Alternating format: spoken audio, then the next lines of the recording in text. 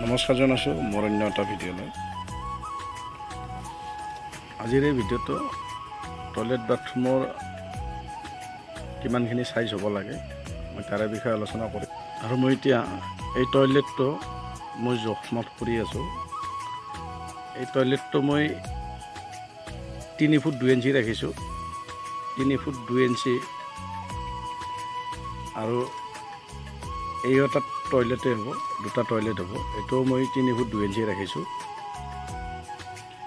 Finishing লৈ পেলাই মোৰ 3 ফুট থাকিব ভিতৰত। আৰু এইটো পেচাব ৰুম, এইটো পেচাব ৰুমটো মই অলপ সৰু কৰি দিছোঁ।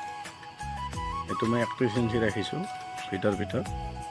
ফিনিচিং লৈ পেলাই 29 ইঞ্চি থাকিব। আৰু এইটো বাথৰুমটো মই 4 ফুট 4 ইঞ্চি বহলটো দিছোঁ।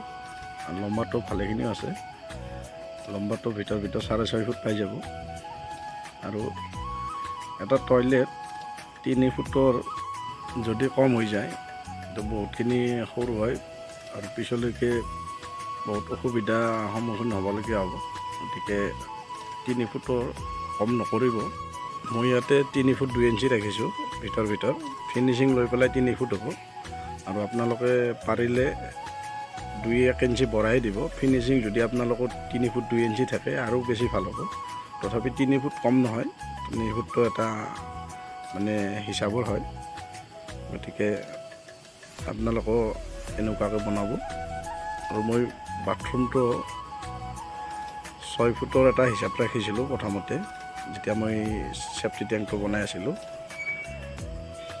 ইয়াতে এটা বাথৰুম আৰু দুটা টয়লেটৰ হিচাপ আছিলে প্ৰথমতে, কিন্তু এইটো পেচাব ৰুমটো বনাবলগীয়া হ'ল।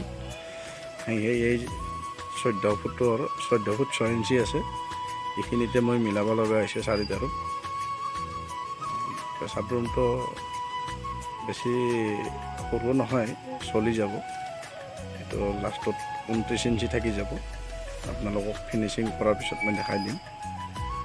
আৰু ইমানখিনিলৈকে আপোনালোকে যদি এনেকৈ কাম কৰিব বিচাৰে,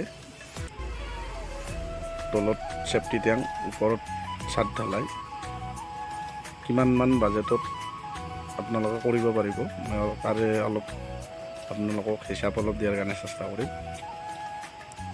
মই চেফটি টেংকটো আৰু এই পিলাৰবিলাক, 4টা পিলাৰ আৰু ওপৰৰ ছাদখন, এইখিনি 1,60,000 টকা হৈছে।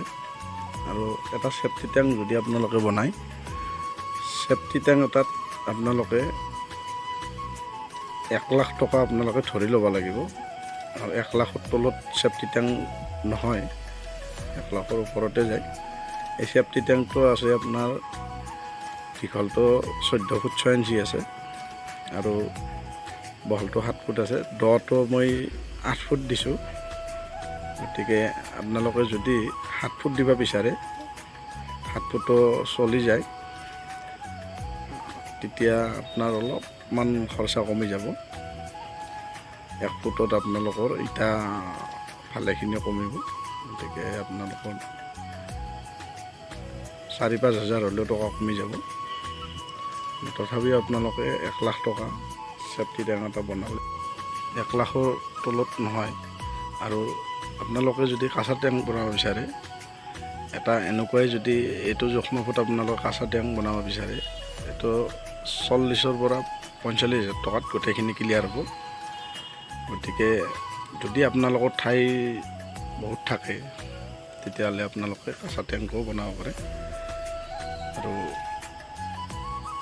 মোৰ যিসকলে চেনেলটো নতুনকৈ চাই আছে, চেনেলটো ছাবস্ক্ৰাইব কৰি দিব। আৰু আজিৰ ভিডিঅ'ত মোৰ ক'ব লগা ইমানখিনিয়ে। ধন্যবাদ।